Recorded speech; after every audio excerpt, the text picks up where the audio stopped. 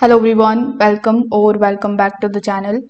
In this video, I'm going to show you exactly how to create a Gemini AI account in 2025 step by step.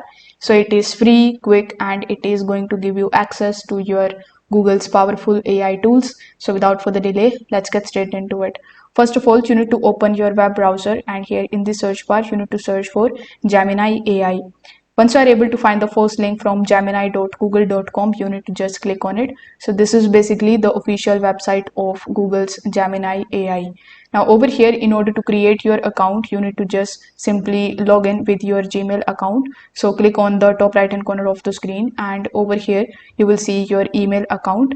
So basically it is automatically going to create an account at Gemini even if you are not allowing it. It is because I have already opened my Gmail account in my web browser with the added passwords. So if you have also done that, you will not be able to find any kind of problems while accessing your Gemini account. So basically it is directly linked with your Google account.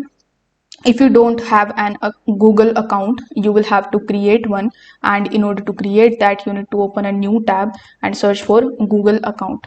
Now you will find Google account sign in page, so you need to just click on it. Over here, simply click on the create account option, and you need to just continue with further steps that requires you to provide your personal details like your first name, your last name, the email name that you want to provide, and you need to accept the terms and conditions.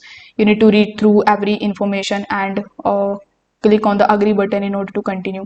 So once you are in your Google account, you can start using Gemini AI right away. You can ask questions to it, you can generate content or explore its advanced features.